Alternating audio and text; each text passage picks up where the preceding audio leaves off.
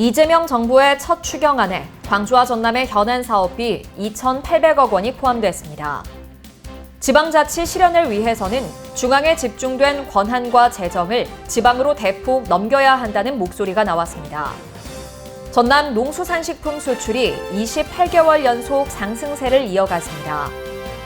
광주 시내버스 파업이 2주 만에 끝난 가운데 시내버스 요금 인상과 준공영제 개편이 집중 논의됩니다. 광주와 전남 부동산 시장이 좀처럼 침체에서 벗어나지 못하고 있습니다. 시청자 여러분 안녕하십니까? DBS 광주 전남권 뉴스입니다.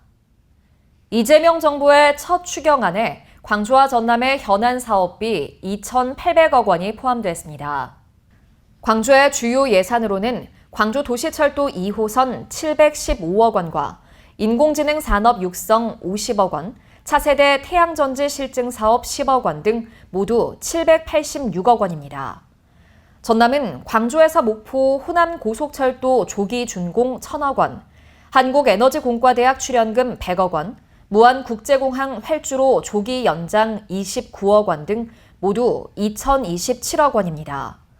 이번 예산 확보로 광주는 AI 등 미래산업 기반 구축에 힘이 실리게 됐고, 전남은 호남 고속철도 2단계 사업에 내년 준공이 가능해졌습니다. 지역의 미래가 걸린 현안 사업들이 새 정부 첫 추경에 반영됨에 따라 민생 안정과 사업 추진에도 속도가 붙을 전망입니다. 지방자치 실현을 위해서는 중앙에 집중된 권한과 재정을 지방으로 대폭 넘겨야 한다는 목소리가 나왔습니다.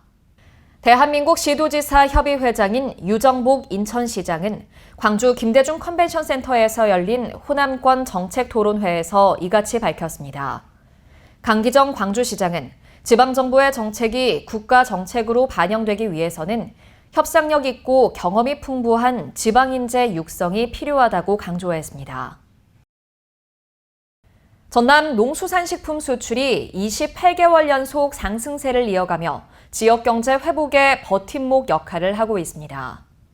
전라남도에 따르면 올해 5월 말 현재 농수산식품 수출액은 3억 5,359만 달러로 지난해 같은 기간보다 12% 증가했습니다. 특히 김 수출액이 1억 7,954만 달러로 농수산물 수출의 절반 이상을 차지했으며 쌀과 오리털, 전복 등이 뒤를 이었습니다. 광주 시내버스 파업이 2주 만에 끝난 가운데 시내버스 요금 인상과 준공영제 개편이 집중 논의될 것으로 보입니다.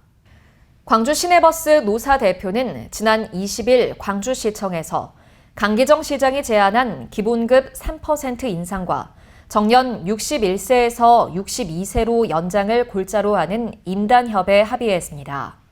노사 양측은 또 시내버스 요금 인상과 시내버스 운행으로 발생한 적자를 지자체 재정으로 보전해주는 현행 준공영제 개선 방안에 나서기로 했습니다. 대중교통과 자전거, 보행자 중심 정책을 추진하고 있는 광주시가 교통 여건에 맞는 합리적인 준공영제 개편안을 마련할 수 있을지 주목됩니다. 수도권을 중심으로 전국의 아파트 거래량이 증가세로 돌아선 가운데 광주와 전남 부동산 시장은 좀처럼 침체에서 벗어나지 못하고 있습니다. 부동산 R114에 따르면 올해 1분기 아파트 거래량은 광주는 4,510건으로 전년 동기보다 늘었고 전남은 3,751건으로 전년 동기보다 10.8% 줄었습니다. 공급은 지속적으로 이뤄지는데 인구는 줄고 실수요층도 제한적이어서 매수 심리 회복이 더딘 것으로 분석됩니다. 미분양 물량도 이러한 현상을 뒷받침해 광주는 2024년 3월부터 미분양이 줄곧 1,000세대 이상, 전남은 2023년 4월부터 미분양이 3,000세대 이상입니다.